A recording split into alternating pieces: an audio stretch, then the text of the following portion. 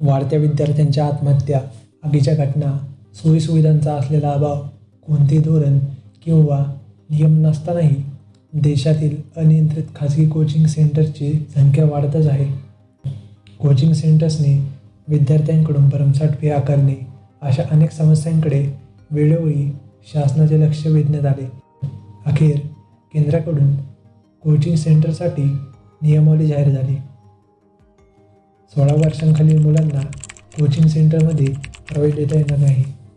नक्की नियमावली काय आहे ती या व्हिडिओतून जाणून घेऊ. कोचिंग सेंटर नक्की कशाला म्हणावे याची व्याख्या नियमावलीत दिली आहे. 50 पेक्षा अधिक विद्यार्थ्यांना ज्या ठिकाणी शिकवणी दिली जाते त्याला केंद्राने कोचिंग सेंटर म्हणून ग्राह्य धरले आहे. परंतु यात क्रीडा, नृत्य, नाट्य वगैरेंचा समावेश नाही आहे. कोचिंग सेंटरचे रजिस्ट्रेशन नियमावलीच्या आधारे करावे लागेल. कोचिंग सेंटरच्या अनेक ब्रांच असतील तर प्रत्येक ब्रांचची स्वतंत्र नोंदणी करावी लागेल. कोचिंग सेंटरमध्ये शिक्षक हा कमीत कमी पदवीधर असावा.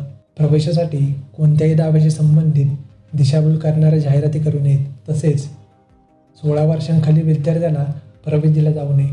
कोचिंग सेंटरचे वेळापत्रक, आकारले जाणारे शुल्क आणि सेंटरची सामान्य प्रतीची माहिती कोचिंग सेंटरच्या अधिकृत वेबसाईटवर प्रदर्शित करावी लागेल.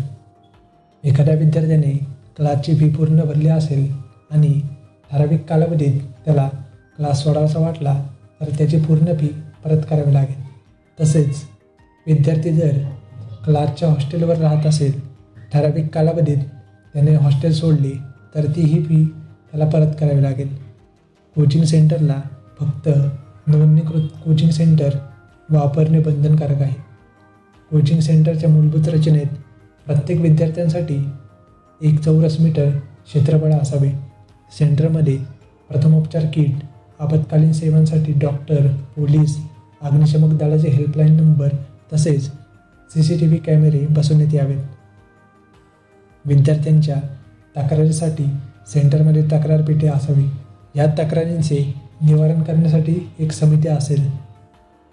विद्यार्थी ज्या संस्थेत शिकत असतील त्यावेळेस कोचिंग सेंटरच्या वेळा नसाव्यात.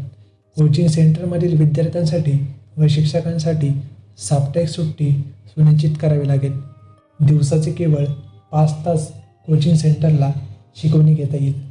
याशिवाय कोचिंग सेंटरच्या वेळा सकाळी खूप लवकर आणि संध्याकाळी खूप उशिरा नसाव्यात.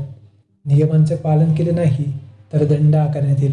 पहिल्या वेळेस नियमांचे उल्लंघन केल्यास 25,000 रुपये दंड असेल. दुसऱ्या वेळेस नियमांचे उल्लंघन केल्यास 1,00,000 रुपये दंड असेल आणि तिसऱ्या वेळेस नियमांचे उल्लंघन केल्यास कोचिंग सेंटरचा परवाना रद्द केला जाईल. अशी एकूणच कोचिंग सेंटरबद्दल नियमावली आहे.